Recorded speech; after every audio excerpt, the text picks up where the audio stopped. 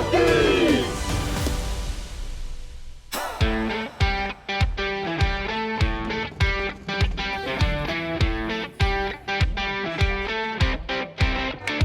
dink dit gaan vet pret wees. Dit was amazing geweest. Ons het hier aangekom. Almal het geskarrel vir hulle kamers. Ons het baie lekker kos geëet. Ek sal die kamp beskryf as uitdagend. Was ek bang? Ja. Ja, ek was. Ek het dit nog steeds gedoen. Dit is baie sosiaal. Norkie! Nederland! Norkie! Nederland! Unite! Fontie, wat is 'n fontie? Ons was net hier op Sukkelkors. Ons is vol modder. Dit was baie lekker. Ek het nog steeds in my bedjie gelê en slaap droom van my ma wat 'n fan aanbring. Toe hoor ons net die liedjie van The Greatest Showman.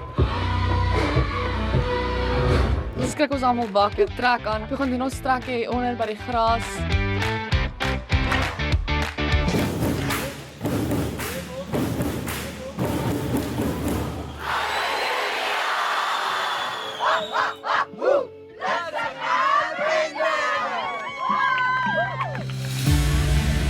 Ek het nog altyd gedroom van om hierdie tipe eerstejaarskamp te ervaar. Ek dink definitief almal in die span het briljante harte en dan almal kyk so mooi op na mekaar.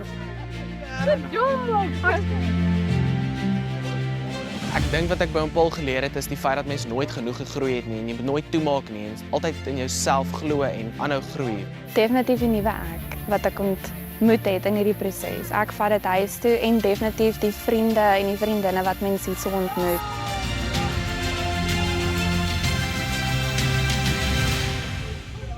Ek toe daar ernstig, wat is 'n fontie? 'n Fontie is 'n eerstejaars by akademie. Daar is iemand wat groot op geloof is en groot op studie en liefde en alles wat net positiwiteit insluit. Dis 'n vriend, dis familie, dis akademie as 'n geheel, dis ons saam. Ek sal definitief vir almal aanraai wat volgende jaar fonties is om die kamp by te woon. Een van die lekkerste kampe nog. Dit is net 'n belewenis.